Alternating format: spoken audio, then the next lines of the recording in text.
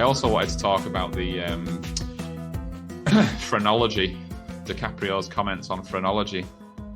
Because he talks about the three dimples, and in the skull of a black man, the three dimples are on the side of the brain that's the most associated with submissiveness and civility. Yeah. And if you look at someone like Isaac Newton and Galileo, the three dimples would be found in the side of the brain that's associated with intellect. Yeah. And he talks about phrenology, and I seem to remember I've heard that term before, but not in a modern sense. So I googled that as well. Right. And it was back then, like some people, phrenology, not specific to these are the dimples you find in the skull of a black man, but phrenology was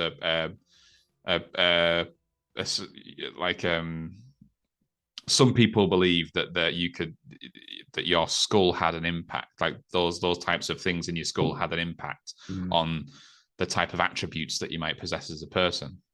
And it's long since been it's bollocks. It's complete bollocks, basically. But yeah, it's interesting that it's just another little thing that they put in there that DiCaprio, because DiCaprio's character is intelligent. Yeah. He's very sharp, isn't he? Despite needing Stephen to tell him that he's being fucked over, he is, by all accounts, quite an intelligent man, really. I often thought, obviously, when you're watching, you kind of think, I wonder how far it would have got. I think they'd have got away with it if it wasn't for pesky Stephen. I think it was going quite well. Well, Stephen's character. I mean, that is Samuel's most scary character. Yeah. Scarier than what's he called in Jackie Brown? Marcel? No.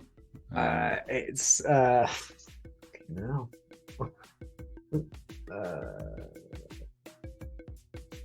Jardine. No, it's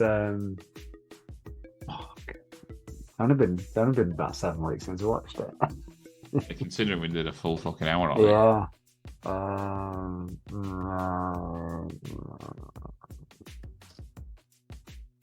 I'm going to Google it and try and lead you to it. Yeah. In a way that some might consider amusing. It's Ross's amusing game. Insert jingle. Insert jingle. Insert jingle. Insert jingle. Insert jingle. How am I going to make that amusing? Okay. Why would you use an app like Deliveroo? To get food. To get food or to eat? What have you got to do before you get it or eat it? Order. Ooh, yes. Odell. There you go.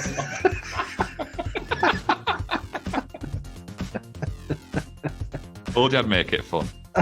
Odell Jones? Robbie, that's it. Robbie. Right, yeah. Okay. Good game, that. Yeah, let's bring it. Eat Odell.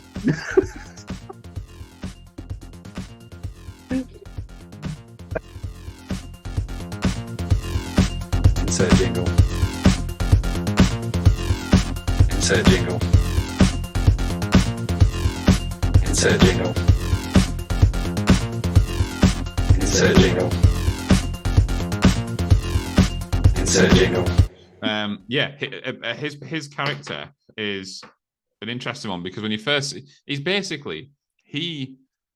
far more switched on than he lets people believe. Yeah, because he's like a dithering old fucking idiot. Yeah. But then he really isn't. No, when you see him first sat in the chair with a glass of wine, and he's like, it's when he says like, he's like, meet me in the kitchen. He's like, why? What sort of melodrama could be going on that they can't? He's like, oh, don't matter. And then he meet me in the library. And then he goes out, and then you see him in the chair, and he's got a glass of wine, and he's saying to him, "They're playing you for a fool." There's a power shift here. Yeah, that's the first thing I thought. He's actually in charge. It was like he was talking to a child. Yeah. All of a sudden, it's Yeah. like Calvin's character all of a sudden was like, "Tell me." Yeah. I don't understand. You clearly know something. You spotted something that I haven't. Yeah. What is it? And the way he talks is not. He's far more articulate and Yeah. eloquent Yeah. than he is when he's around everyone else. And then I think that's backed up at the end as well when he gets killed, because when he realizes he's fucked, he throws his cane down. Yeah. And then just walks perfectly fine. Perfectly straight. Yeah. Yeah, before he gets kneecapped. It's a bit of So a it's Kaiser all- Soze moment, a yeah. bit of a Kevin Spacey moment, usual Yeah. suspect. Without the kiddie fiddling. But yeah, you can tell it's obviously he's lived a lot of his perceived life as an act. It's Yeah. not actually what it's like. Yeah. I always wondered if he, and I wondered the same thing this time, even though I was pretty certain he didn't. But I was thinking, is he going to get some kind of redemption arc? Because when Django's about to get his nuts cut off, and then Stephen shows up, Yeah, and he's like, "Oh, Miss Sarah, DiCaprio's sister? Yeah, can't remember. Miss Sarah." He was like, "She's decided that they're going to send him to this mining company." Yeah, and he's got a pile of clothes on. And this time, even this time when I watched it, I was like, is he actually gonna set him free? Like, is the whole thing like he's just doing this to survive, and now is an opportunity where Calvin's been killed? Is now he can actually take over? Help his people, sort of thing. But no, he never does get that. Like he just just a prick, isn't he? Yeah, definitely. Scary prick at that, especially when he's like intimidating Broomhilda and he's like, "You're lying to me. You know that man." Yeah. She's like, "I don't." And he's just like fucking dead eyeing her, like he's wide eyed, like Ordell. Yeah. Well, I think the fact the first time it's kind of a little bit lighthearted when he goes, you know that, he says it in a weird way. And I can never remember exactly what he says. He goes, you know that guy. She goes, no, I don't know that guy. Yeah. You do know. You wouldn't lie to me, would you? No, I don't know him. And he kind of goes, you know him. And it's like quite lighthearted. And the second time, it's just like, you fucking know him. Why are you lying to me? Yeah. Why are you lying? Well, it's when he, they bring her in and they show her whipped back. Yeah. To the table, and it's very easy if you. So I rewound and watched that scene twice, right? This time, because and it's because of one cut. So when that scene happens, you're looking at her back. Yeah. You're looking at DiCaprio because he's talking and pointing. Yeah. And then you're looking at Django. Yeah. And then at the end of the scene, when she gets ushered out of the room to get dressed, basically to fix the dress up, Stephen is like this, staring straight at me. Yeah. Yeah. And that cut was quite like, I was like, oh fucking hell, how intense does he look there? And then I thought, has he been doing that the entire time? Yeah, but your attention isn't drawn to it. Yeah, so he I does. rewound it and watched it, and the whole time he's just like this. Yeah. Staring at Django, looking for a reaction of some kind. He's like he's convinced that they know each other, so he's like, we're gonna do this. Yeah. And this will fucking tell me. Yeah. And he's watching Django, and he's just there the entire time like that. Yeah. Yeah. It's terrifying. Yeah. It's fucking terrifying. Yeah.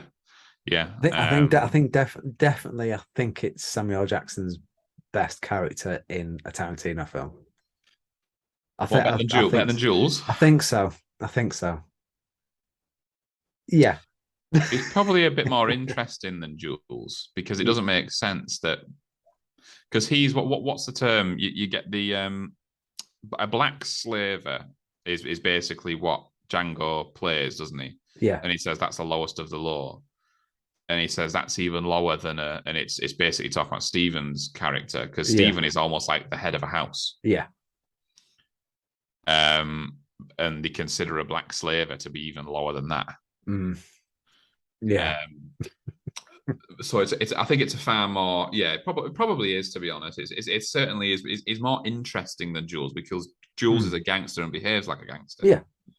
Stephen is like, because of the time and the context in which the film's set, it's like, how can he be so on the beck and call of a slave master? And so like, but I think also at that point you sort of think, well, how's he got to the stage where he can go and help himself to a brandy or whatever he's having? Do whatever he wants. And you think, well, so what has happened there? Again, you don't really get answered, but well, I made my own answers up until I watched it this time. because I thought Stephen was a relative of old Ben. What, Ben Kenobi? Ben DiCaprio's dad's Stephen. He talks about old Ben. It's his old Ben's skull that he cuts Oh, on right, the table. okay. And old Ben looked after his dad and his dad's dad. Mm. And Stephen looks after DiCaprio. Yeah. So I had it in my head that Stephen was a relation to old Ben. And he says, old Ben was here for a long, long, long time. And he looked after my dad. He looked after my daddy's dad.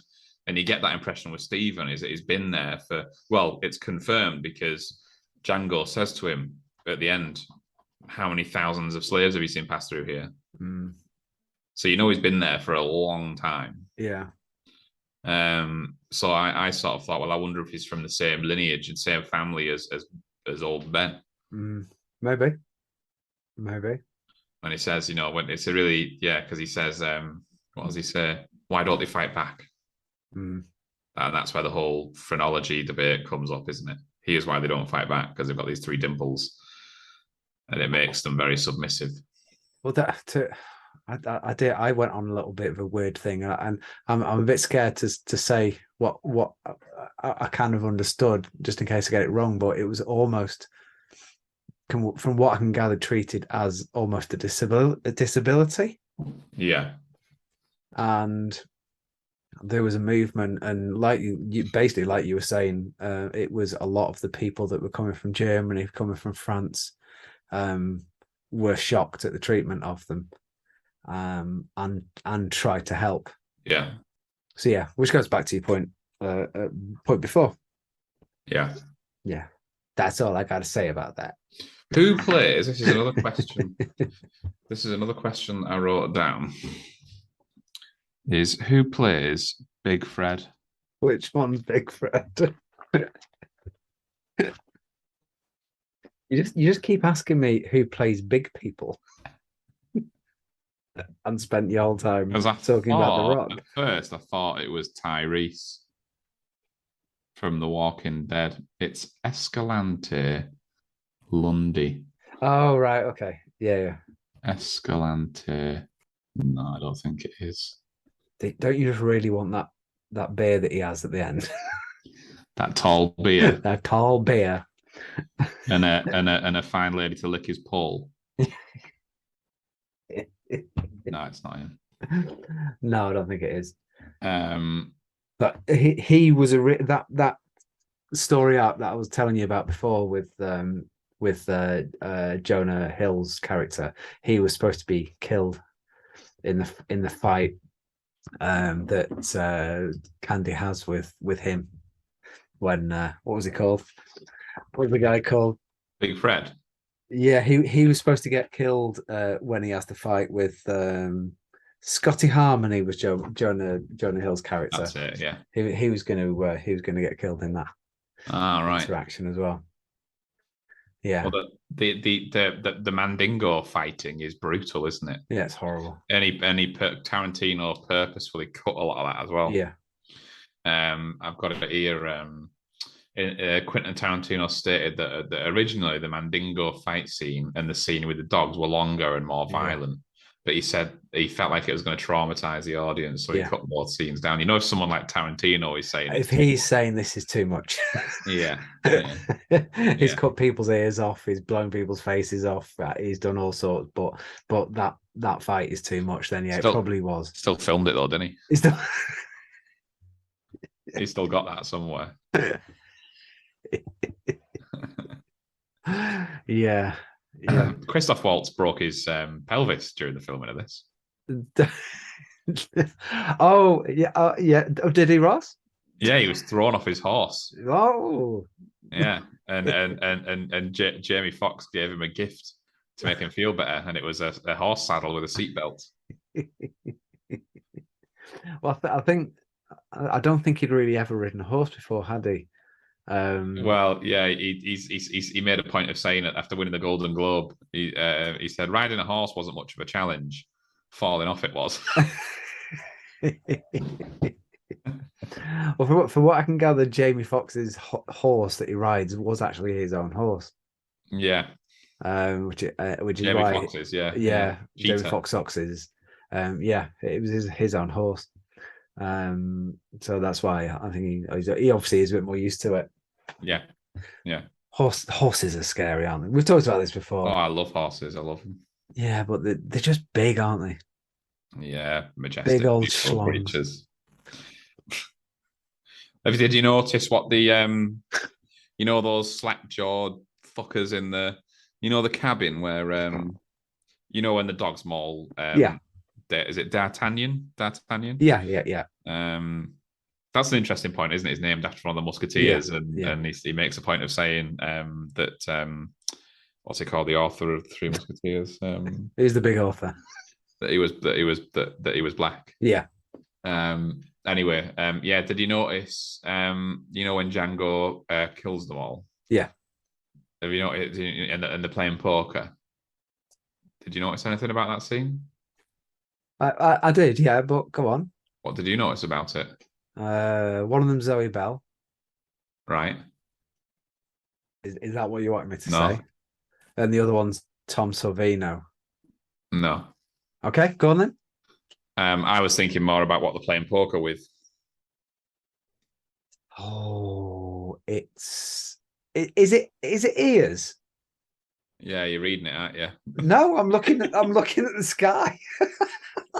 Yeah, it's ears of I often do slaves. that on a Monday night. I stand out in the garden, look up in the sky, and say, "Is it ears?" First time it's ever been applicable to anything. If the answer is not Zori Bell or Tom Sabine, it must be Must be ears. ears. It's logic. But yes, severed ears from Yeah, slaves as the currency, yeah, which great. is a bit brutal. There was another thing that sort of made me laugh a bit around because DiCaprio was very uncomfortable with the character Yeah, that he was playing, and quite regularly on set he was sort of struggling with it, basically to play such a horrible. He was trying to downplay the amount of racial slurs that he yeah, had to say. And Tarantino was like, "Look, if you don't do it this way, you're going to regret it for the rest of your life. Like you have to be as menacing as you can be." yeah, And yeah, during one of the dinner scenes,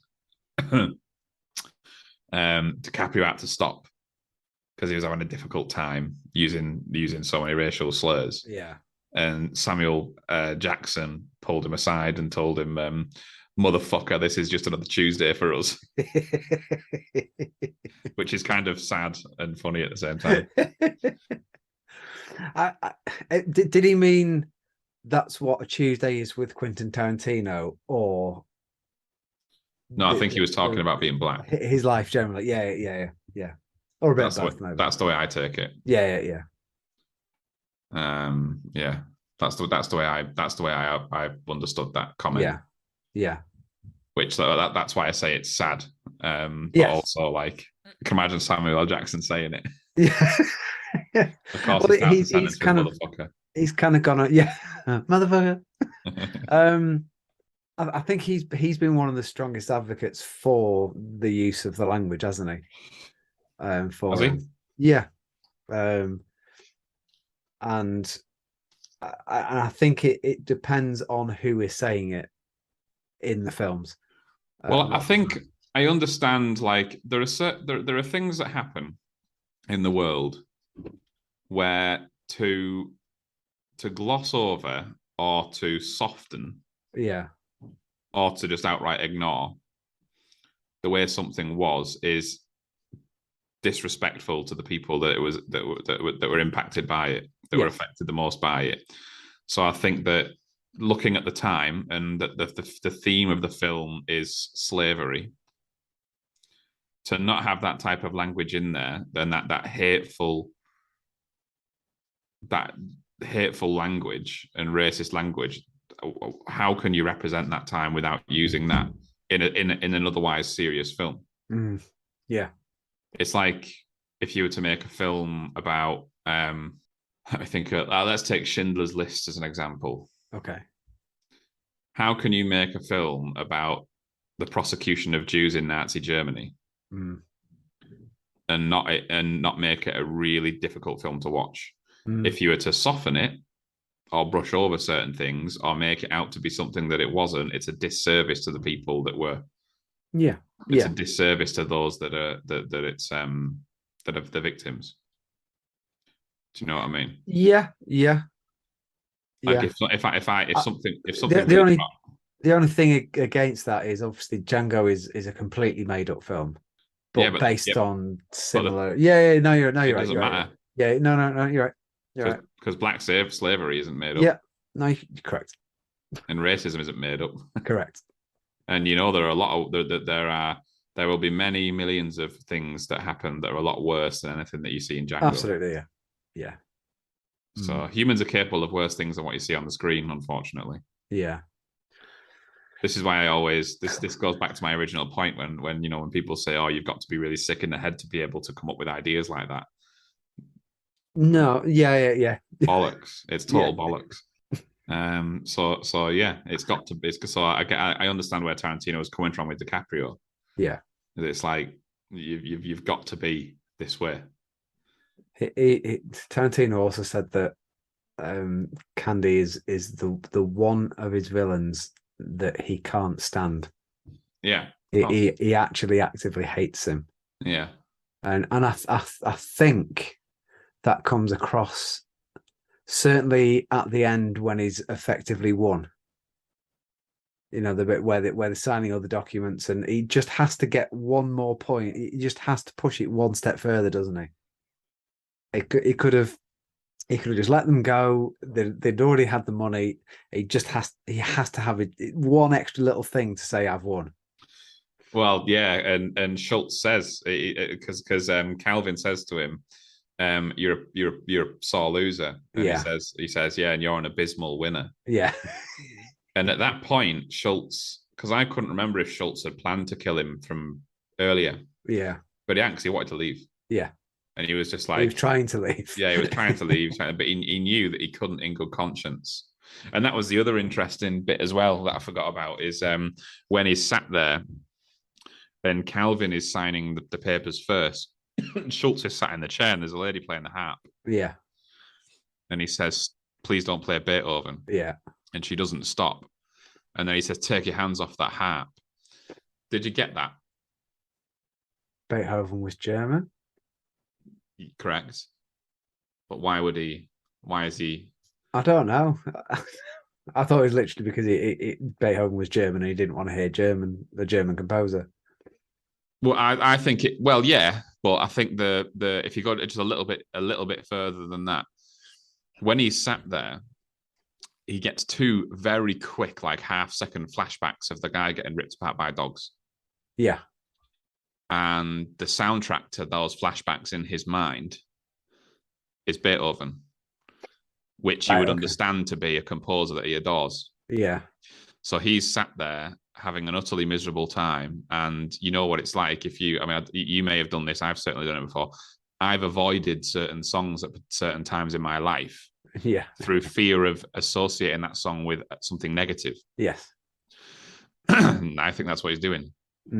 Yeah, I do not want to associate Beethoven with what is happening right now, what is going through my mind, and that is a guy getting ripped apart by dogs. Yeah. So he's like, "Stop playing that song. Don't play Beethoven." And he stands up and he actually physically grabs her and says, "Take your hands off that harp." That's a very good observation, Ross. Thank you. Yeah, I agree. Yeah. No, you're right. You're right. Yeah. No, I mean, when I've been going through something in my life and a song comes on that I love, I will skip it. Yeah, I need to protect that song all costs. Yeah, exactly. I'm putting it to sit in a box and I'm not listening to it until I'm feeling better. Yeah, exactly. Yeah, I've done the same. Yeah, no, good point. Yeah, I often don't listen to music when I'm in a certain way. If something has happened and I'm really upset, anger is a different emotion because music can help. Yeah, but if it's something that is like the death of my granddad, for example, yeah, I avoided a lot of music because I couldn't not that I don't want to listen to things and not be reminded of my granddad, but what I don't want to be is reminded of the loss of my granddad. See what I mean? Yeah. And I think that's how I interpreted that scene. that little bit there. But yeah, going back to our original point, he tries to leave, and I think he realizes is like as soon as he realizes we're not going to get out of here unless I shake his hand. Yeah, and I can't shake his hand, so I'm just gonna have to ice him. He doesn't even try, and he's fast. He could wipe a whole room of guys out. Yeah, but he just shoots him and turns around and just says, "I couldn't resist." Yeah, and then gets blown away. So why didn't he just go bang and then turn around and go bang, bang, bang, bang, bang, bang? Yeah, He could have shot the player. He'd get a couple at least, wouldn't he? Well, there's only one other guy in the room with a gun. Yeah. And he just literally held his hands up and said, "I couldn't help myself." Yeah. But then the guy turns around. Yeah. He didn't even realize what had happened. No. He was too busy eating white cake. White cake. and then you've got the bit that made me laugh was Calvin's lawyer. Yeah. Who tries to run and get shot and hits the floor. And then every bullet that is aimed at Django goes through him. Hits him. And he's just screaming in agony for about 3 minutes. Oh God! Oh God! He's like in the leg, in the back, in the arm, in the side. Yeah. He's not dying. He's just, and then I think even at the end, when the camera actually pans upwards, and you see all of the bodies, there's a shot of all of the bodies in the foyer. Yeah. And he's still like that.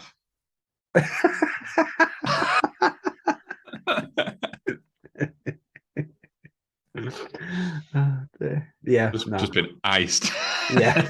Over and over again. Well, he uses that again, doesn't he? At the end, no, he uses it again where the one guy sort of gets shot in the leg, and he just gets shot every single time someone fires a gun in any direction. Yeah. Like, oh no! Yeah. It is gutting that Schultz dies. But he kind of has to. If you look at the trope, if you look at the character that he plays, there's the mentor. He's the Qui-Gon Jinn. He is, yeah. He has to die for your protagonist to succeed. Your Obi-Wan. Sean Connery in Highlander. Yeah. They have to die. They always die. Yeah. And he's a really good. I know we keep saying, DiCaprio steals the film, but actually, I don't think he does as much on the most recent rewatch. But he didn't win an Oscar for it, no, or a Grammy for it. I think it's the best thing I've seen him in. I think it's the best. I think it's the best I've seen him in anything. What, better than Inglourious? It's not in Inglourious. I'm talking about Christoph Waltz. Oh no, I thought you were talking about DiCaprio still. Sorry. No. My point was, we've often said that DiCaprio steals that whole film, and that sort of lends itself to the point we made earlier when we said those dinner scenes and the scenes inside Candyland are so powerful that you forget about everything else that happens in the film. Yeah. When you think about Django, you don't think of anything other than the time spent in Candyland with DiCaprio. Yeah. Well, I completely forgot about the Big Daddy bit. Yeah, I forgot that. I forgot about that. I forgot about him going to the town and him shooting the sheriff, and then and everything that happens there. And he's like, "Go and get the sheriff, not the marshal." And the sheriff comes and he's like, "He shoots him." Goes, "Now you can go and get the marshal." and it's just, he just absolutely captivates you. Yeah, but he also captivates the characters on screen, because if you're thinking in Inglourious Bastards, people are always looking at Christoph Waltz it's like admirably in like an admired silence. Yeah. Because he's so well informed, and you guarantee he's 10 steps ahead of wherever you are. So all you can do is sit there and watch him. And Django looks at him like that. Yeah. Because he's like, he never tells anybody his master plan. He just reveals it to you bit by bit in the way that he wants to reveal it. So he goes into the place. And it's like he's already seen it all playing out in his mind. So that's why Django's like, what the fuck are you doing? And he's got the whole thing under control, to the point where they've got about 50 people with guns pointed at the bar, and he's still not panicking. No. And he's like, can I trust you in that as soon as I walk out here, you're not going to gun me down in the street like a dog? And he's like, what, like you did with our sheriff? And he goes, yes, precisely like that. And the point is made to, why should we treat you any differently? That's what the marshal's point. But Christoph Waltz is, funnily enough, exactly like that. Yes. Yeah. Do not do that to me. That's exactly what I'm saying. You've actually saved me time by explaining it back to me. I don't have to say it now. Thank you very much. Yeah. And then the very end of the scene is just because he's walked into a town, he's murdered the sheriff, the marshal, and all the marshal's men are there, and he gets the marshal to pay him $200. Yeah. and then Django just looks at him and goes, "I'll be damned." And everyone's just watching him and listening to him. And that's the same sort of thing. I think it's a Christoph Waltz thing. Yeah. Because he's like that inspector. You want to watch him and just listen to him and just... I could sit and watch him just taking a shit for 3 hours. Yeah, like a Christoph Waltz cum shot compilation. Cut that.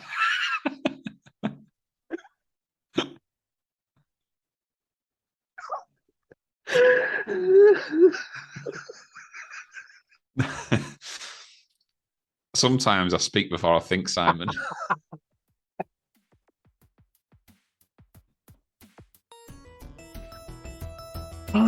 Well, we swapped characters tonight. I went straight for shit. You went straight for cum.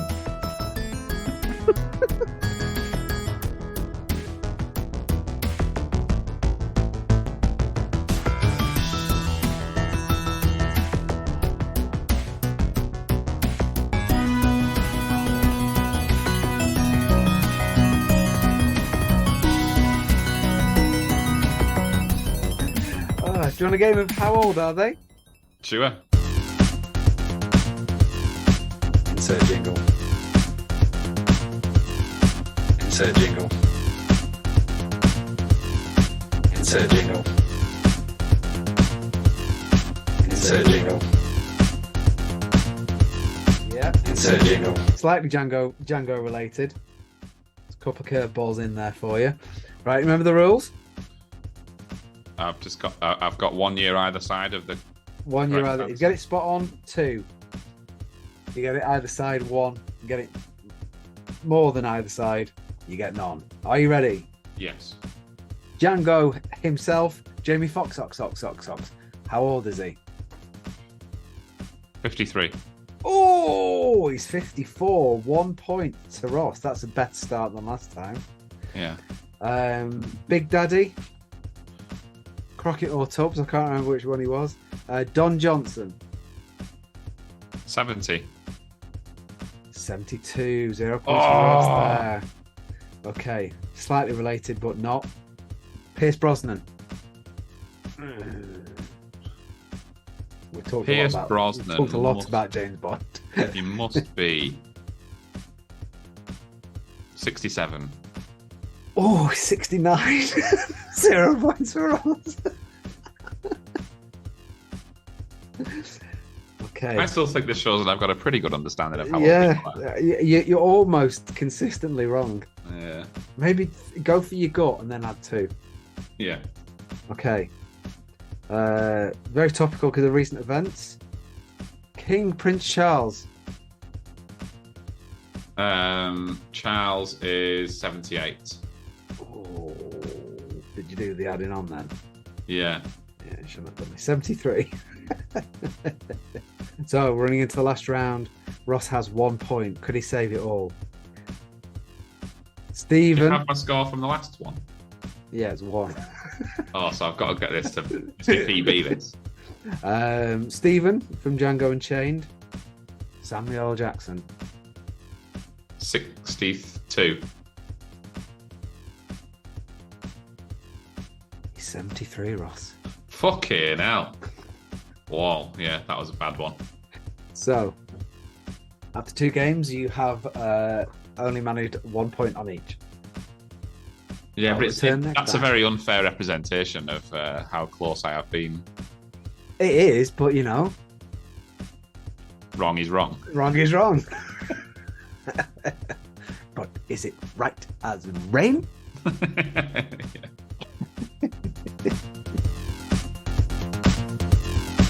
Insert jingle. Insert jingle. Insert jingle. Insert jingle. Insert jingle. Oh, there was one last thing, and I've missed it because I've written it at the bottom of the page. Is this for the new one last thing section of the podcast? One more thing. One more thing. Well, no, it's actually not. I should have mentioned it already, but the note is separate to all of the others, which is why I missed it. But I just forgot how funny that scene is when Django walks into the room and sees Brunhilde for the first time, and he goes, "Hey there, troublemaker." Yeah. And she faints, and Christopher Fox goes, "You silver-tongued devil." I absolutely loved that. I was like, "Oh, I forgot how good that was," because he's just sat on the chair watching it. Yeah, he just watches all of it. And a little troublemaker, bang! You silver-tongued devil, you.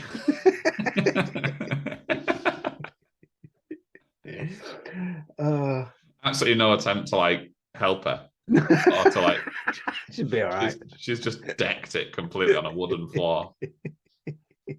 Yeah, I really enjoyed that. That was good. Yeah.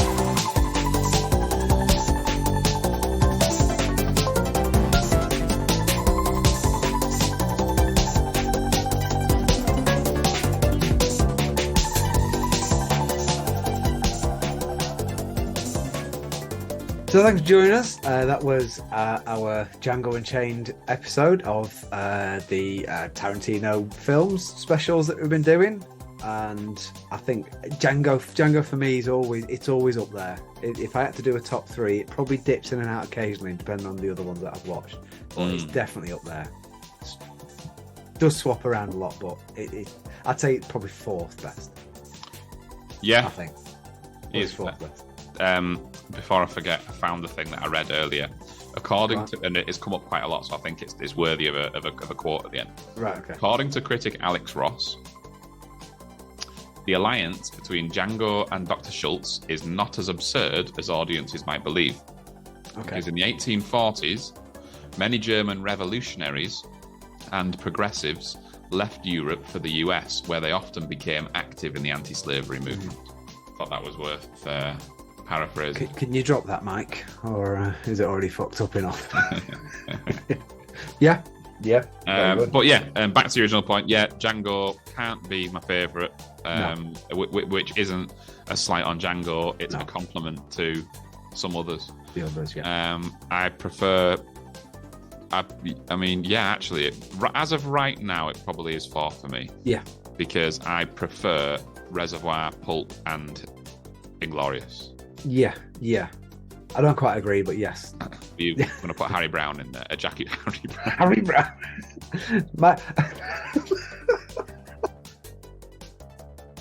Who the fuck is Harry Brown? Isn't he a footballer or something? Did I say, quarter pounder with cheese? Is it Royale with cheese? Royale with fucking cheese. Royale fucking cheese. I am the fucking master. Pride, facts with you. Back, pride.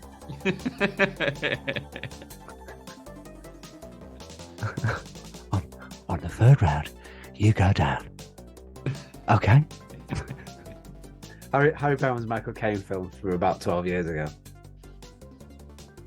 Harry Brown, was he? Yeah. Oh, okay. He was like an old man that was lived on a bit of a council estate sort of thing, and he got sick of the kids taking over and started shooting them all. It's a good film. Okay. You just reminded me doing that accent of Muppets Christmas Carol. I put it to the listeners to write in about how you would sweep a lady off her feet. And one gentleman's written in, I think he slightly misunderstood the question, but he said that, quite simple, Alan. He says, if you go for the left back knee whilst transferring all of the weight to the rear leg, you can drive your way into her inner thigh. She will drop.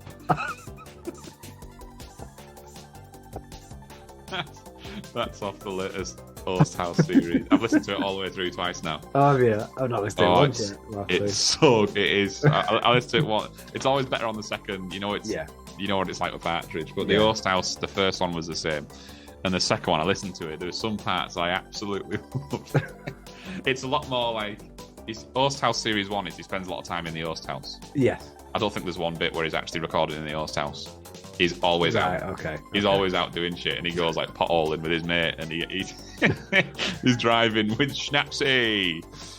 His mate Grant Schnaps. Or Right. Shaps. Shapsy nailed it. Shapsy always nails it. And they go potholing, and Shapsy picks him up in his car, and his wife's made him sandwiches, and they have a fallout because Alan says that she's got a bit heavy on the butter. And Shapsy says,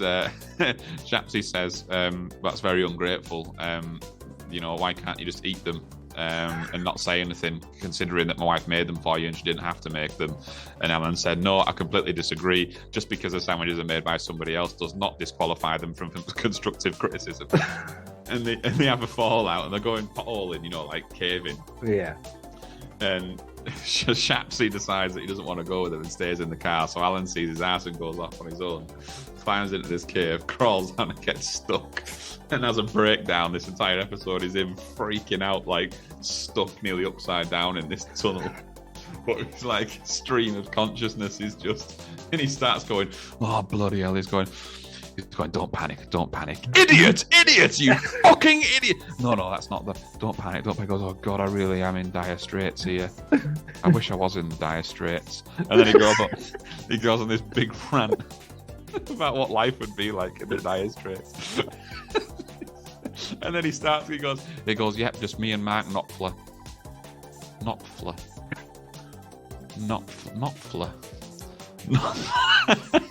It's going, sounds weird when you keep saying it over and over again.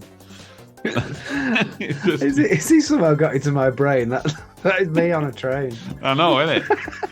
That's why I think the genius is like, I've done that with maybe not that word, but certainly words. Definitely, yeah. Not fla. Not fla.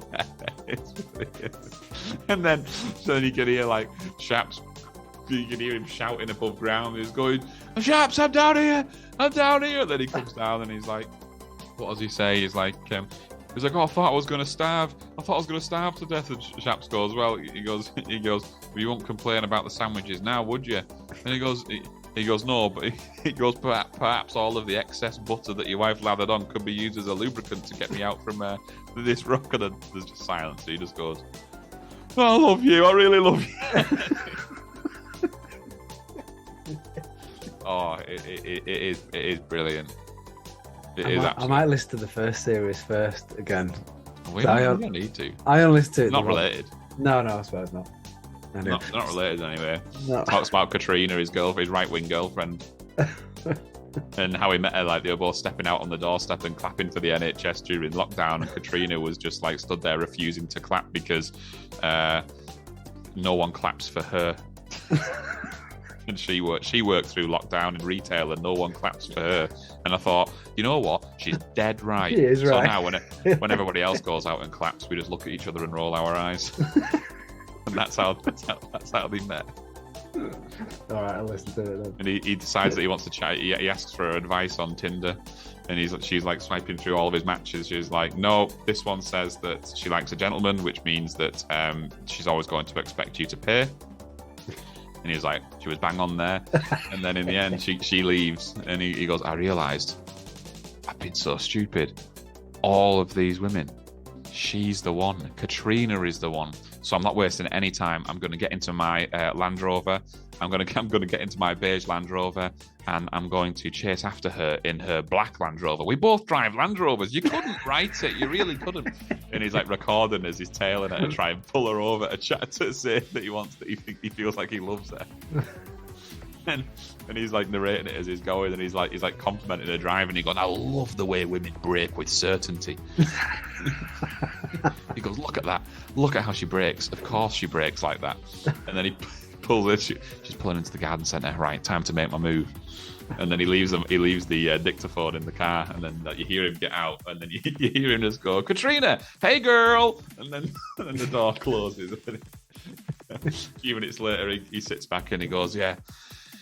He goes, I forgot to bring the dictaphone with me. And he goes, it's probably just as well. I started going on a bit, and rather than ask her out, I just ended up buying her 2 bags of compost. But she has agreed to come round for a glass of wine later, so that's. You'll love it, honestly. You'll absolutely love it. Yeah, but it's only I think it's only about 4 hours in total across like 8 episodes or something. Right. Okay. But the next season is out in 4 months. Right. Okay. I quite like the fact that I watched an interview with him, and he said the interview was saying, "You know, it's really weird. There's been a bit of a reaction to Alan having a beard on the cover of this one." And I was like, yeah. He said, was that a conscious decision? And I went, yeah, I grew a beard. I didn't want to shave it off. There's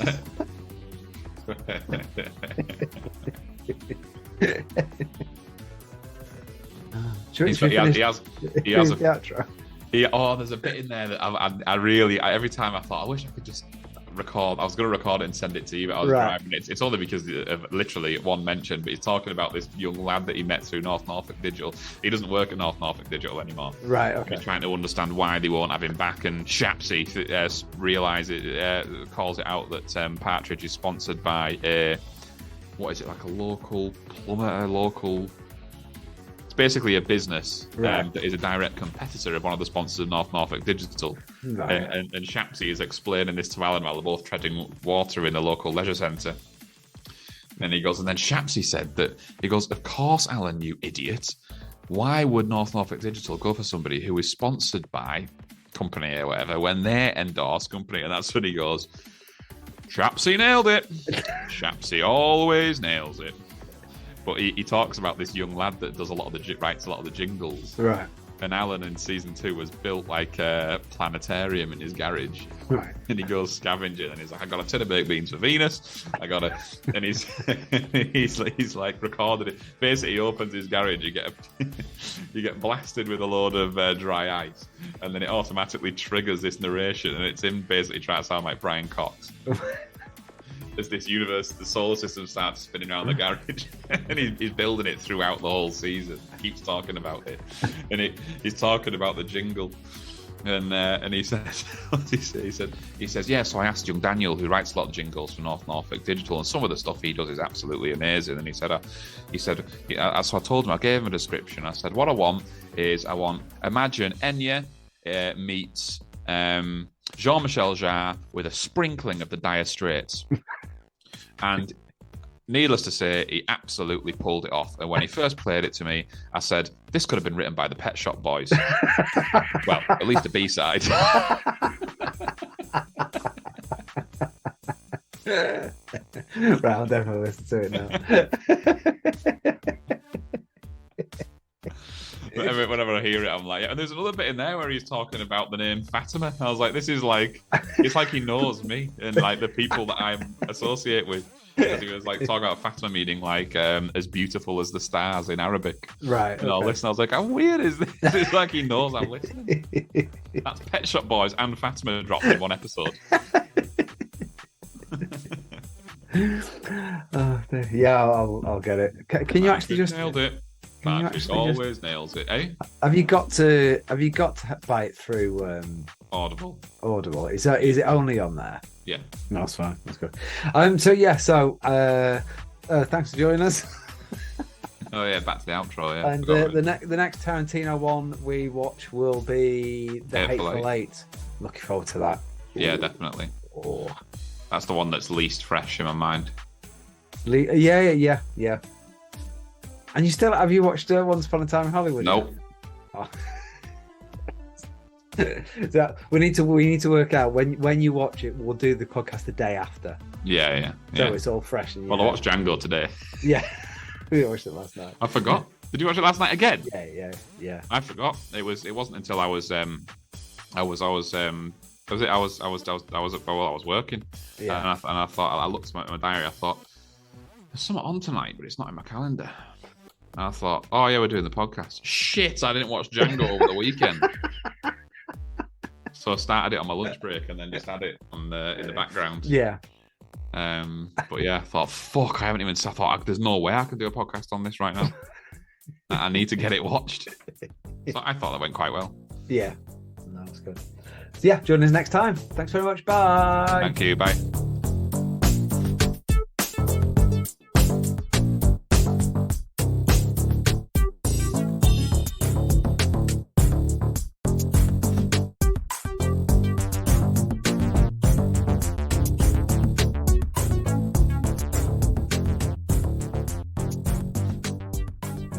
don't suppose you nicked a diamond out of my wedding ring before you gave me it, did you? Why would I take a diamond out? I had to go to the jewels on Saturday. I was in a meeting on Friday at work, and Friday morning, and I was I was fingering my ring, and I noticed that there was a diamond missing, and I was like, what the fuck? I was like, no way. I was like, I've only had it on for 3 days. So I've got really pissed off. There was no point in trying. It could be anywhere, that. Yeah. So yeah, I went back to the jewelers in Leeds on Saturday, and I said, really disappointed, so it's not a cheap ring, and I've had it on for 3 days, and already a diamond's fallen out. And they were like really, really apologetic, and they were like, yeah, he said, I've never ever seen this with these rings. He goes, so he said, I'm pretty confident this is just a one-off. Yeah. So they've taken it off me and they're replacing it with a brand new one. Fucking hell. But yeah, I thought, fucking hell, of course it would happen to me, like. So yeah, fucking, it's just one of the diamonds is just gone. No, I didn't. Done away with this. No, I didn't steal your ring, Ross. I can assure you that.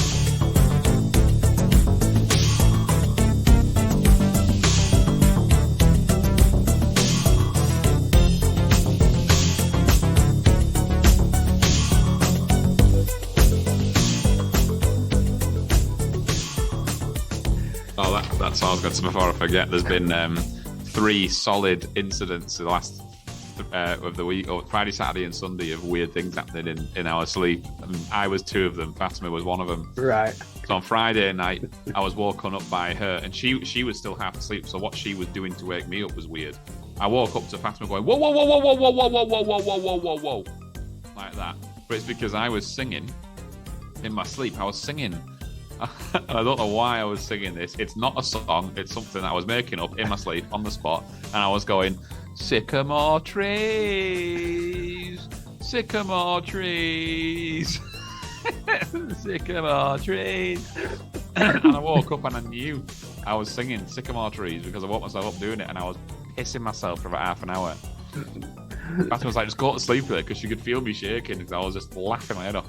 And then the following night, I woke up. She woke me up because I was telling her, I was going, there's loads of spiders in your cereal bowl. There's loads of spiders all over you, so get them out of your cereal bowl. And then last night I had to wake her. She woke me up at 1:30 in the morning. Took me 8. I always sleep bad on a Sunday night because it's the Monday morning fear. Yeah. I finally got off to sleep. I just woke up at like 1:30 and she was shouting at me. And she was going, what have you been doing? You've been out there for 2 hours and it's still not fucking clean. I was just like, what? But because she says it so clear, she speaks clearer in her sleep than she does in real life. It's absolutely clear as day. What have you been doing? You've been out there for 2 hours and it's still not fucking clean. So I was like, fuck off. I was wide awake and laughing. So I went up, had a piss, and it took me ages. Anyways, this morning, she got up an hour before me to train. And then I got up to train after her, and I was like, fucking hell. Is it clean then? Are you happy with it? She was like, what do you mean? I was like, you having a massive go at me at 1:30 this morning. She said, what are you talking about? I told her. She was fucking pissing herself. It's like, you're having a go at me because I've been out there for 2 hours and it still wasn't fucking clean.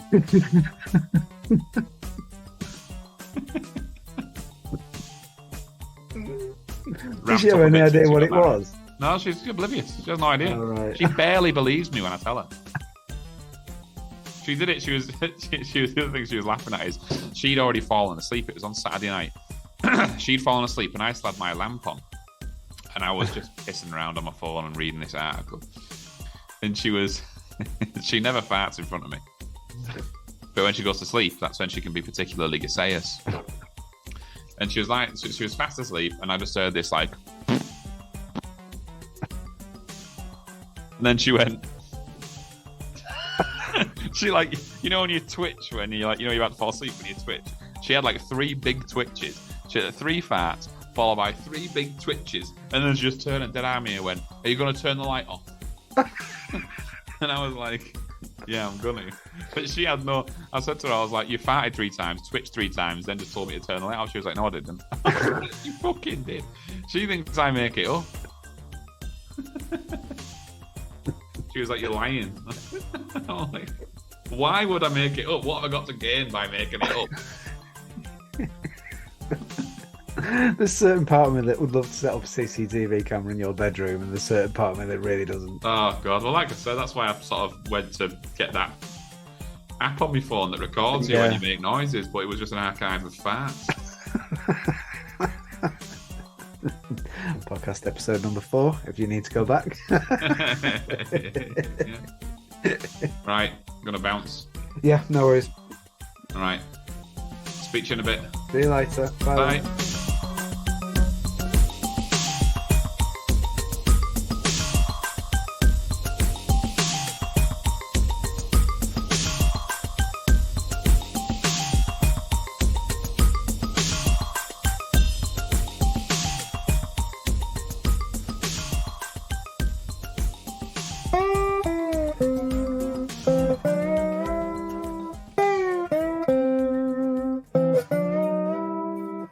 Sycamore trees,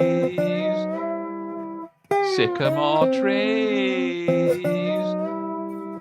sycamore trees, sycamore trees, sycamore trees, sycamore trees, sycamore trees, sycamore trees.